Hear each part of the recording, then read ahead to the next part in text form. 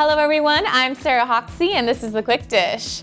No speeches for these peaches, they speak for themselves.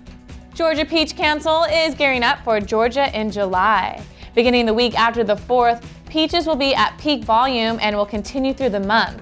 Retailers can prepare now with Georgia in July toolboxes to bring the fruit's enticing flavor and versatility to produce departments. Will McGee, Marketing Director, tells a Now You Know, the free stones are here, and as the months get underway, retailers can tap in the demand for this much-loved fruit.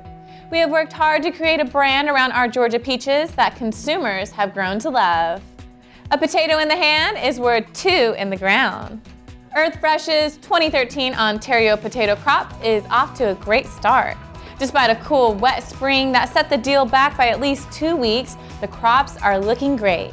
The crop has responded well to recent cool nights, warm days, and ample rain.